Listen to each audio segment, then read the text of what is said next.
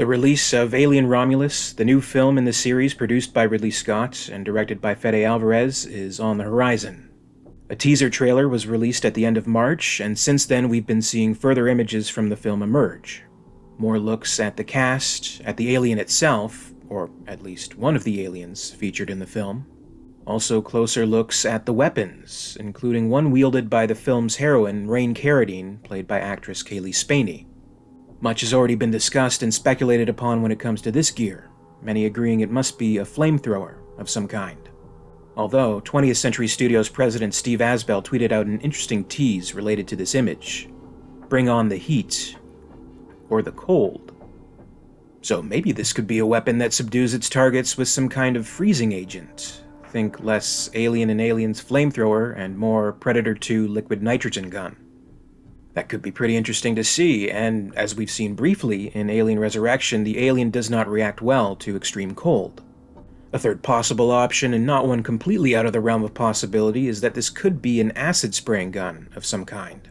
This type of tool was introduced into the Alien universe with Tim Lebbon's novel, Alien Out of the Shadows, which, just like Alien Romulus, takes place within the 57 years between Alien and Aliens. In Out of the Shadows, the crew of the deep space mining orbital vessel Marion developed a lightweight acid-spraying gun to aid in mining for trimonite. Though naturally in the story, they were also pretty useful against the alien. I guess we'll know soon enough just what exactly Carradine has at her disposal. But perhaps the most fascinating of all images released thus far has been a recent post from Fandango. In this image, we see three characters, two of which armed with the proto-pulse rifles, looking off somewhere inside the station. Above, we see the makings of what is unmistakably a hive, or the beginnings of a hive. It looks like the busy little creatures are at it once again.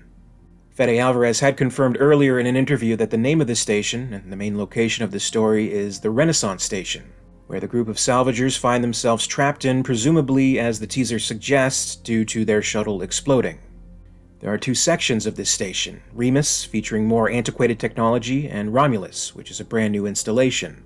Alvarez has suggested that thematically, a lot of the older and more recognizable elements from the series are to be found in the Remus station, so I'd wager this is the station model where this image takes place.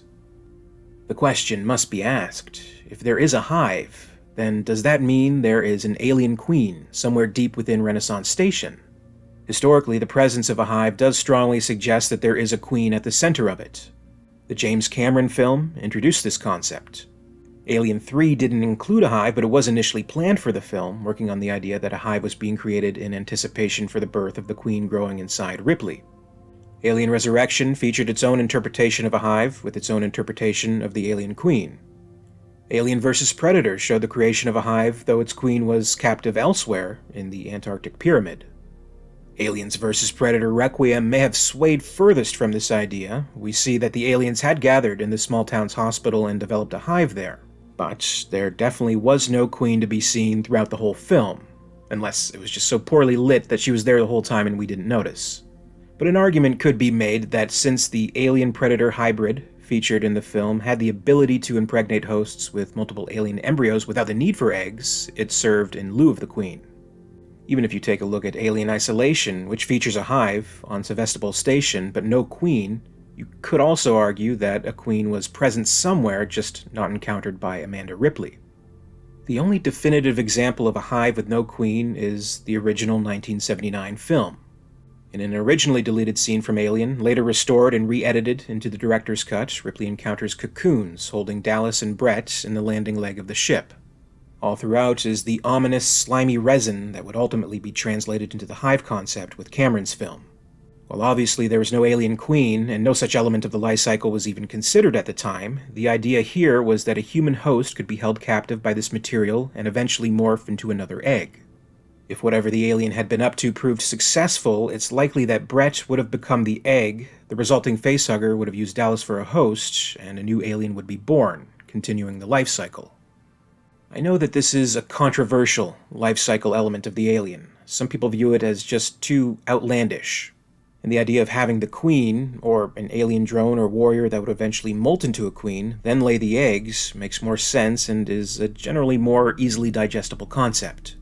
On the other hand, there are those who really like this concept, and that egg morphing still could exist along with the queen element, in the absence of one, and both fit just fine within what we know of this creature.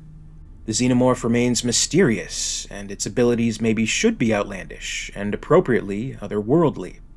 However Alien Romulus ends up depends entirely on how writer-director Fede Alvarez feels about it.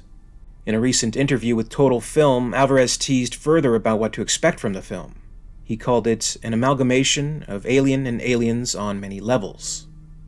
The environment, and the pace of it as well, it's more similar to Alien for quite a bit.